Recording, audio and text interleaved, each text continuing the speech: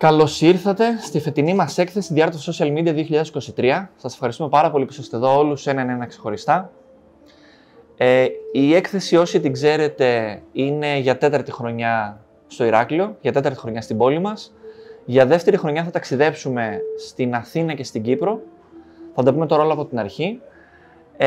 Να σας καλωσορίσουμε πρώτα απ' όλα. Εδώ πέρα βλέπω και επισήμους και φίλους και συνεργάτες και φωτογράφους. Σας ευχαριστούμε ειλικρινά που είστε εδώ πέρα, γιατί δείχνετε να υποστηρίζετε μια προσπάθεια που ξεκίνησε, μια πρωτοβουλία από ένα απόγευμα, ενώ είχαμε COVID στο σπίτι μας κλειδωμένοι τον Απρίλιο του 20, με την πρώτη διοργάνωση να λαμβάνει χώρα λίγους μήνες μετά. Και από εκεί και μετά ξεκινήσαμε μια πρωτοβουλία η οποία έχει χιλιάδες φωτογραφικές συμμετοχές από όλο τον κόσμο. Έχει άτομα να μας ζητάνε πολύ έντονα να μπουν στην κριτική μας επιτροπή, χώροι να μας ζητάνε να φιλοξενήσουν την έκθεση, συνεργασίες επί συνεργασιών και κυρίως χαμόγελα και νομίζω καλή ποιότητα, καλή φωτογραφία και όσο καλύτερη προσπάθεια μπορούμε να κάνουμε. Λοιπόν, δεν ξεχνάω κάποιον, πάμε να δούμε λίγο τι πρέπει να αναφέρουμε, μην ξεχάσω κάτι σημαντικό. Λοιπόν, η έκθεση διοργανώνεται φέτος σε συνδιοργάνωση με την Περιφέρεια Κρήτης. Ο Κώστας ο Φασουλάκης, ο Αντιπεριφερειάρχης, θα είναι σε λίγο μαζί μας, με το καλό. Η έκθεση εδώ πέρα θα είναι από 7 έως 18 Αυγούστου. Τα εγγένεια ήταν εξ αρχής να γίνουν προχθές για την ακρίβεια, αλλά λόγω κάτι τεχνικών δυσκολιών οργάνωσης, δικό μας λάθος κυρίως, πήρε μια μικρή παράταση 2 μέρες μετά. Δεν μας πειράζει, δεν έγινε κάτι. Καλώς ήρθατε. Επίσης θα παρουσιαστεί στη Λεμεσό, όπου εκεί συνεργαζόμαστε με το Δήμαρχο, το Δημαρχείο της Λεμεσού, το Τμήμα Πολιτισμού, 22 με 24 Σεπτέμβρη, και στην Αθήνα, στην Ελληνική Φωτογραφική Εταιρεία για δεύτερη χρονιά, 13 με 15 Οκτώβρη. Αλλάζουμε λίγο τη σειρά των εκθέσεων, πάντα τα εγγένεια, πάντα η αρχή στο Ηράκλειο, και αλλάζουμε λίγο το Αθήνα-Κύπρο, το κάνουμε Κύπρο-Αθήνα φέτο. Σκοπός ήταν να ταξιδέψουμε λίγο παραπάνω φέτος, δηλαδή θέλουμε κάθε χρόνο να κάνουμε ένα βήμα μπροστά. Απλά προφανώς δεν είναι τα πράγματα όπως τα υπολογίζουμε, οι χρόνοι, τα ταξίδια, οι πτήσεις, τα ξενοδοχεία και όλα αυτά που θέλουμε. Σε κάθε περίπτωση, ό,τι υποσχόμαστε, κάνουμε πάντα 2 βήματα μπροστά για να είμαστε πάντα σε εξελίξιμη μορφή που θέλουμε.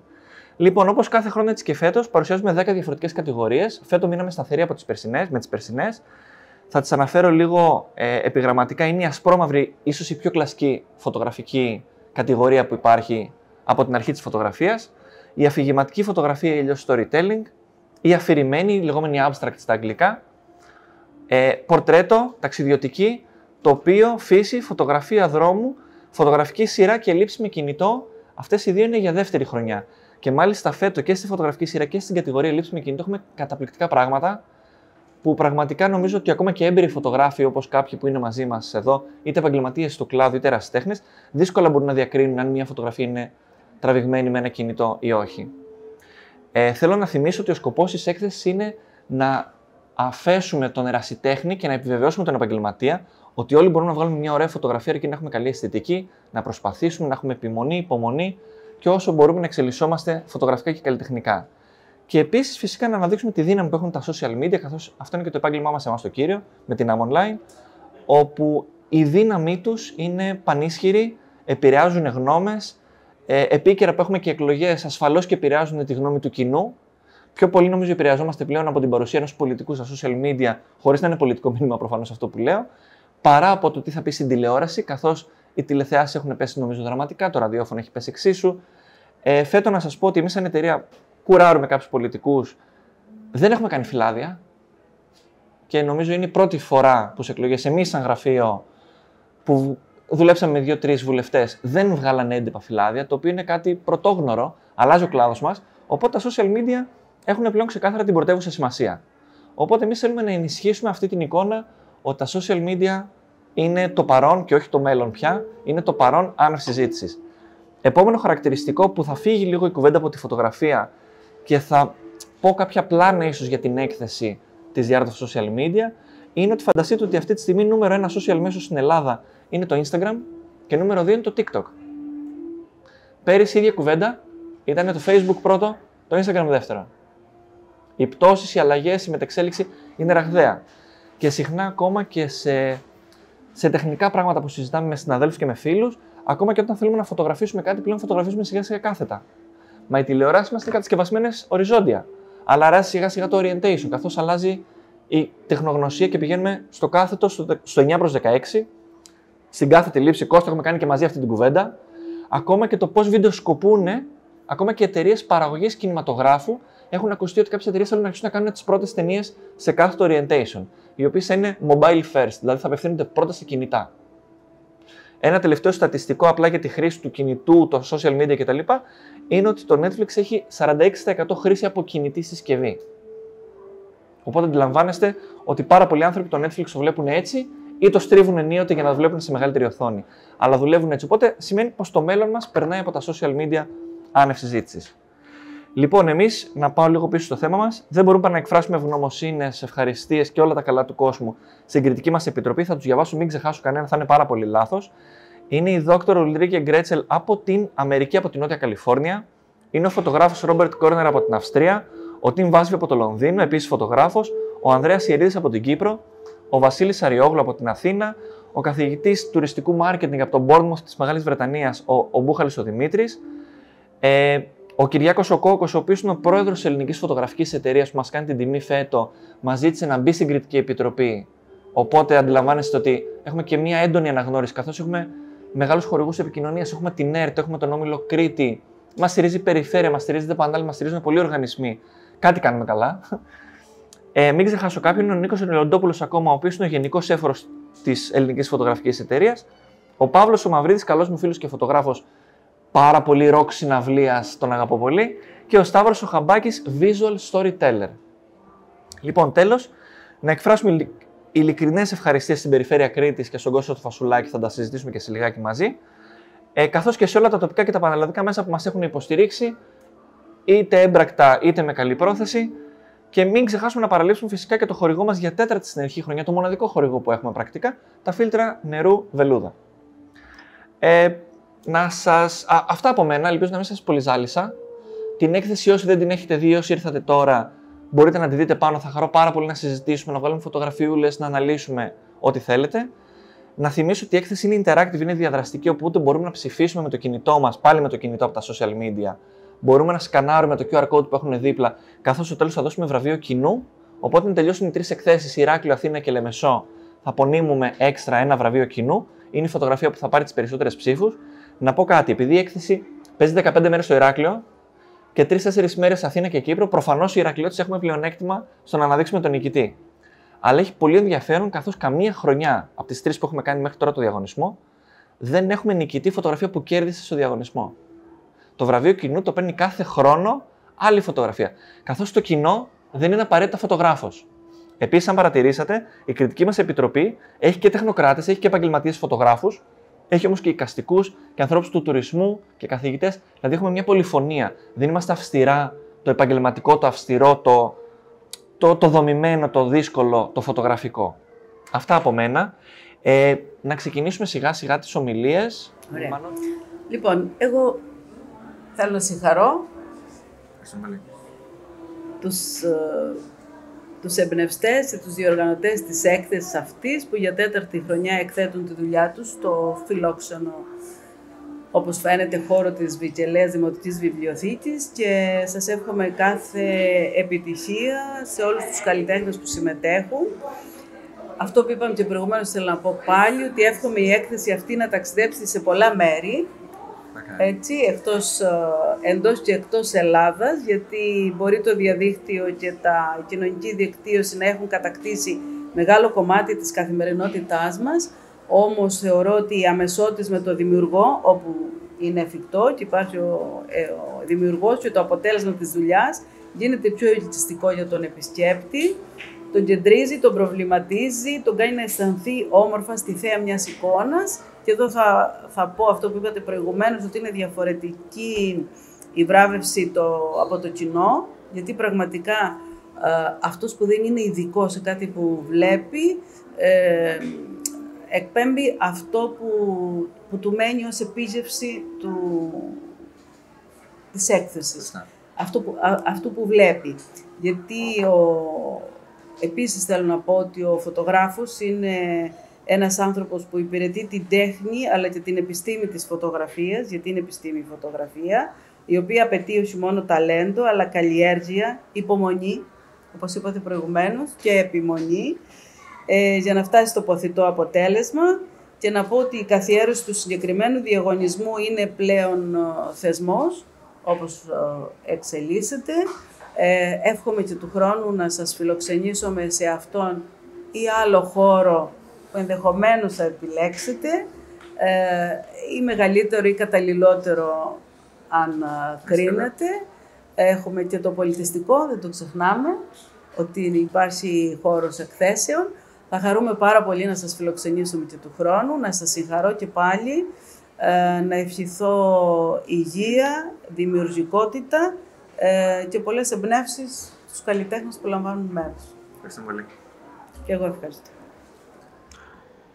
Κύριε Αντιδήμαρχε, αγαπητοί προσκεκλημένοι, φίλε Μάνο, συγχαρητήρια καταρχήν για την πρωτοβουλία γέννησης αυτής της ιδέας. Εμείς ως ΔΕΠΑΝΑΛ, από την πρώτη στιγμή που μας εκφράστηκε αυτή η ιδέα να φιλοξενηθεί στο χώρο μας εδώ πέρα, το αγκαλιάσαμε και σας ευχαριστούμε και για τη βράβευση στο πρόσωπο του Προέδρου μας. Και θα το αγκαλιάζουμε κάθε χρόνο και από ό,τι βλέπουμε η έκθεση μεγαλώνει και όσο μεγαλώνει μακάρι να τη φιλοξενούμε στους δικούς μας χώρους και σε μεγαλύτερους. Ευελπιστούμε λοιπόν του χρόνου να πραγματοποιηθεί, αν όχι σε αυτό το χώρο, σε ένα άλλο χώρο της ΔΕΠΑΝΑΛ, σε ένα μεγαλύτερο χώρο, γιατί πραγματικά βλέπουμε ότι είναι μια ιδέα η οποία δεν έχει ορίζοντες. Βλέπουμε χιλιάδες φωτογραφίες. Χιλιάδες φωτογραφίες πλέον να στέλνονται στην Κριτική Επιτροπή. Γενικά για το θεσμό αυτό είχα εκφραστεί και πέρυσι και έχω την ίδια άποψη. Από τη στιγμή της ανακάλυψης της φωτογραφικής μηχανής θεωρώ ότι ο κόσμος άλλαξε. Και αυτό αποτυπώνεται είτε ιστορικά, με αποτύπωση της φωτογραφίας σε βαθιά ιστορικά γεγονότα από το 1800 και μετά που υπάρχουν κάποιες φωτογραφίες, αλλά σκίτσα και μετά φωτογραφίες, αλλά και τώρα και καλλιτεχνικά, και μας έχει δοθεί και η ευκαιρία σε όλους εμάς, με την ανάπτυξη της τεχνολογίας, να είμαστε ενδυνάμοι φωτογράφοι. Δηλαδή, αυτό το οποίο εκείνη τη στιγμή σαν αίσθηση, σαν συναίσθηση θεωρούμε ότι πρέπει για κάποιο λόγο να σταματήσει ο χρόνος και να αποτυπωθεί, με βάση την τεχνολογία που έχουμε στα κινητά, πλέον μπορούμε να το παγώσουμε, να το αποτυπώσουμε, αμέσως να το... Και επειδή το πιστεύουμε και πολύ, μας δίνετε εσείς τη δυνατότητα να σας το στείλουμε να βραβευτεί.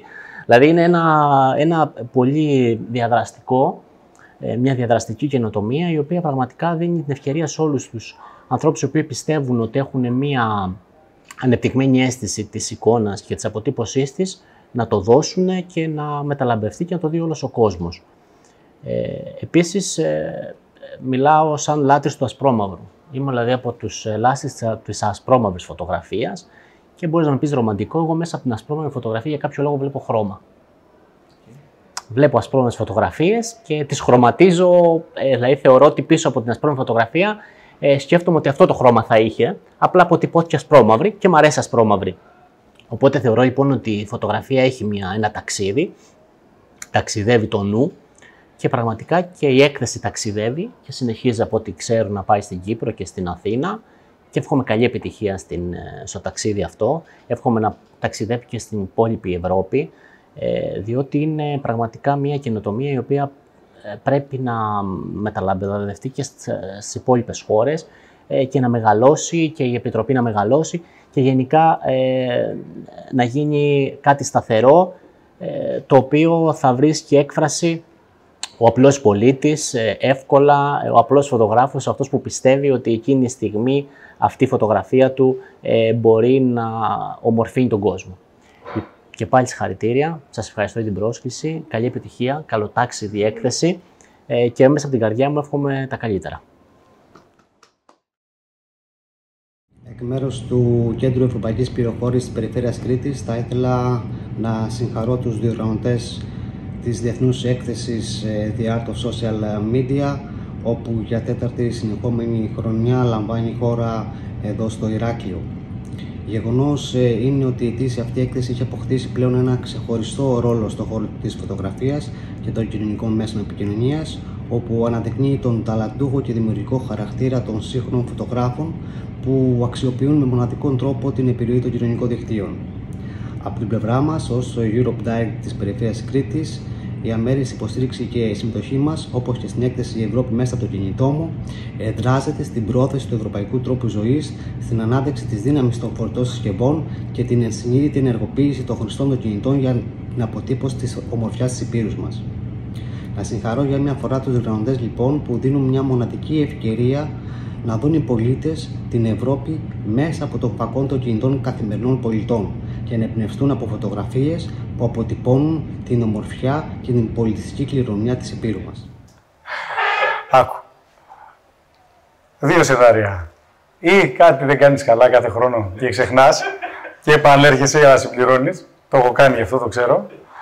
Ή πάει τόσο καλά που το ζητάει ο κόσμος. Είναι ανάλογα με το marketing. Η μία εφημερίδα θα έγραφε το ένα, η άλλη θα έγραφε το άλλο. Αυτά λένε σε μένα συνήθως. Είμαι χαρούμενος που ξανά είμαι εδώ. Και όσο λίγο είδα για τις φωτογραφίες και από αυτές που μου έστειλες, βλέπω το αποτέλεσμα είναι όλο και καλύτερο. Θα ήθελα πάρα πολύ, τώρα που θα φύγω, άρα δεν θα υπάρχει conflict of interests, να γίνει μία έκθεση φωτογραφιών για αγωνίες του Ηρακλείου, που να είναι από τη δική μου τη φουρνιά, της τελευταίας δεκαετίας, να πούμε έτσι. Γιατί επικεντρωνόμαστε διαρκώς σε πράγματα αρνητικά, αλλά ο κόσμος έχει ανάγκη να δει και ωραία, υπάρχει κάτι. Όλοι είναι κακοί και άχρηστοι, ρε παιδί μου. Μήπως κάτι έχει αλλάξει προς το θετικό, γιατί έχει αλλάξει. Το τι έχει αλλάξει δεν είναι η διαφήμιση που κάνουμε σε αυτούς μας, είναι ότι η ατμόσφαιρα που βλέπεις ότι υπάρχει πια στο Ηράκλειο. Είναι πολύ πιο χαρούμενος ο κόσμος που περπατάει εδώ, που έρχεται εδώ. Αυτό είναι κάτι μετρήσιμο και αντικειμενικότατο. Είναι μια φοβερή φόρτιση της ατμόσφαιρας θετική. Αυτό να αποτυπωθεί και φωτογραφικά. Εδώ σε θέλω. Είναι πολύ ωραία ιδέα. Ναι. Μας προκαλεί και μας... με προκαλεί εμένα και ο τίτλος, το The Art of Social Media. Ξέρετε ότι δουλεύω ενδεχομένως αρκετά πάνω στα social media. Γιατί μην πω τα τετριμμένα ότι είναι ο πιο άμεσος τρόπος, μπλα μπλα μπλα. Αυτά εντάξει, ισχύουν. Γιατί δεν υπάρχει πραγματική δημοκρατία στα media. Οπότε δεν έχεις πάντα κανάλια για να επικοινωνήσεις τη δουλειά σου. Όχι γιατί δεν κάνεις δουλειά, γιατί μεσολαβούν διάφορα φίλτρα. Παραμορφωτική φακή. Ας πούμε, ένα μέσο, ένα από τα 2 κανάλια, έχει να προβάλλει οτιδήποτε από τη δουλειά μου 4 χρόνια. Αυτά τα 4 χρόνια έχουμε κάνει περίπου 230 εκατομμύρια ευρώ έργα. Έχουν προβάλλει όμως 5 κακά περιστατικά. Άρα, είναι κομμάτι δημοκρατίας. Ένα σκέλος είναι αυτό, για αυτά στα οποία δουλεύω εγώ, τον social. Ένα δεύτερο που δίνω εύσημα σε τέτοιες πρωτοβουλίες είναι ότι ο κόσμος, επειδή η πληροφορία τον έχει πνίξει, είναι καθυλωμένος. Αυτή τη στιγμή αντιμετωπίζουμε ένα όγκο πληροφορίας που είναι τόσο μεγάλος που ο κόσμος είναι στο TikTok και κάνει σκρολάρισμα. Κάνει brainwashing, όχι, θελημένο, γιατί δεν καταλαβαίνω τα σύνθετα. Θέλω κάτι popcorn. Να περάσω την ώρα μου, δεν θέλω σύνθετες έννοιες. Άρα έχουμε γυρίσει σε ένα κύκλο από εκεί που κάναμε μία ανάλυση, φιλοσοφία, επιστήμη πολύ, για να κάνουμε απόλυτες τεκμηριώσεις, στο ότι μπούχτησε ο κόσμος, τα απορρίπτει συλλήβδιν, ευνοεί τα άκρα. Έχουμε αναβιώσει πολύ τα ένστικτά μας. Πολύ απλές έννοιες. Θα σε δείρω, θα σε σκοτώσω, δεν μου αρέσει, είσαι μαύρος, είσαι κακός, είσαι κοντός, είσαι χοντρός, είσαι κάτι. Στους ψηλούς δεν έχουμε κάτι. Ναι, όχι ακόμα. Και ούτε αυτός που αγαπάνε τις Iron Maiden μακριά από μας. Άρα τώρα χρειάζεται ξανά μία αναβίωση και της τέχνης για να δώσει στον κόσμο λίγο έτσι αναψυχή και νόημα σε αυτά που ζει και τον περιβάλλουν, έστω και αν δεν τα κατανοεί με λέξεις. Υπάρχει μια τακτοποίηση ψυχική, πνευματική, όταν έχεις τέχνη, όταν έχεις εικόνα, όταν έχεις ένα βίντεο σιωπηλό. Και ανατροφοδοτείσαι και βρίσκεις κίνητρα να συνεχίζεις. Οι λέξεις μας τελειώσανε, δυστυχώς. Και εγώ είπα ήδη πολλά. Σας ευχαριστώ πάρα πολύ και του χρόνου εδώ. Καλά.